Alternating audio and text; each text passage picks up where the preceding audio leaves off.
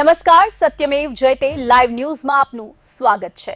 વડોદરા શહેરના ગાંધીનગર ગૃહ વિસ્તારમાં વર્ષો જૂની ડ્રેનેજ અને વરસાદી પાણી ભરાવાની સમસ્યાના કાયમી ઉકેલ માટે ચાલી રહેલા મહત્વના પ્રોજેક્ટની મ્યુનિસિપલ કમિશનર અરુણ મહેશ બાબુએ સ્થળ મુલાકાત લીધી હતી। અધિકારીઓને કામગીરી ઝડપથી અને સુરક્ષાના ધોરણો સાથે પૂર્ણ કરવા સૂચના આપવામાં આવી છે।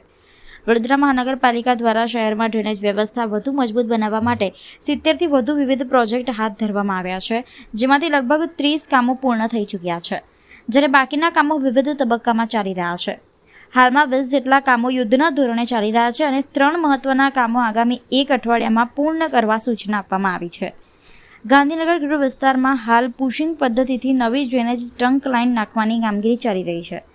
જૂની ડ્રેનેજ લાઇનોમાંથી સતત પાણીનું સીપેજ અને ભારે ટ્રાફિકના કારણે દિવસ દરમિયાન કામગીરી મુશ્કેલ બનતા મોટાભાગનું કામ રાત્રિના સમયે કરવામાં આવી રહ્યું છે। મ્યુનિસિપલ કમિશનર અરુણ મહેશ બાબુએ સ્થળ પર પહોંચીને કામગીરીનું નિરીક્ષણ કર્યું હતું। તેમણે કોન્ટ્રાક્ટર અને એન્જિનિયરિંગ ટીમને ચોમાસા દરમિયાન જરૂરી સુરક્ષા વ્યવસ્થા જાળવી રાખી સેફટી નેટ્સ સાથે કામગીરી ઝડપથી પૂર્ણ કરવા સૂચના આપી હતી। તંત્રના આયોજન મુજબ આગામી 15થી 16 દિવસમાં પુશિંગનું કામ પૂર્ણ થશે। ત્યારબાદ નવી ચંક લાઇનને ગાજરાવાડી એસટીપી અને એપીએસ સાથે જોડવામાં આવશે। આ કામગીરી પૂર્ણ થતાં વોર્ડ નંબર 13 અને 14ના પોલ વિસ્તાર સહિત આસપાસના વિસ્તારોમાં વર્ષોથી ચાલતી ડ્રેનેજ બેક મારવાની અને વરસાદી પાણી ભરાવાની સમસ્યામાં કાયમી રાહત મળવાની આશા વ્યક્ત કરવામાં આવી છે। જે બેઝિકલી ગાંધીનગર ગૃહની બાજુમાં જે સાઇટ ચાલી રહી છે ડ્રેનેજનું કામ, એ સાઇટની વિઝિટમાં અમે આવ્યા છે। ખાસ કરીને જે પ્રોજેક્ટ ડિપાર્ટમેન્ટ દ્વારા ડ્રેનેજનું કામો મોટાભાગમાં 70+ કામો કરવામાં આવી રહ્યા છે।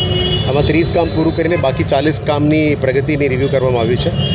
20 કામો એવા છે કે અત્યારે પૂરું જોશમાં ચાલી રહ્યા છે અને 3 કામ જે બાકી છે એને પણ વિધિન અ વીક પૂરું કરવા માટે આજે રિવ્યૂમાં ખબર પડી છે અને પૂરું કરવા માટે સૂચના આપી છે। બાકી 19 કામ એવા છે કે 2 વર્ષ સમયગાળાનું જે કામ છે એ બધું ઓગસ્ટ મહિના પછી કરવામાં આવશે।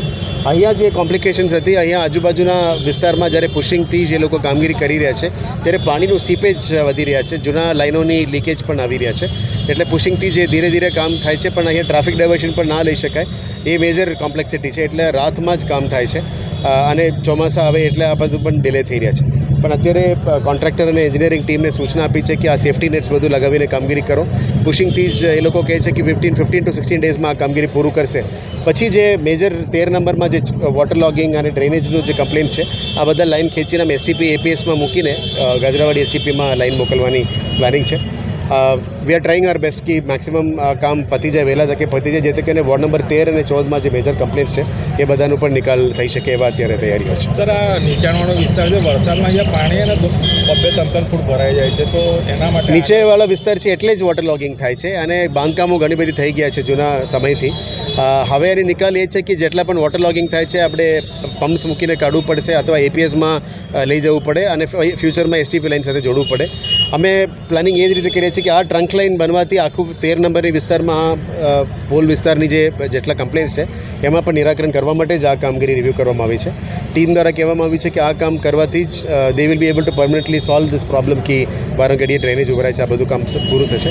પ્લાનિંગ સાથે આગળ વધી રહ્યા છે, આશા રાખીએ કે વહેલા તકે કામ પૂરું થાય એવા આશા।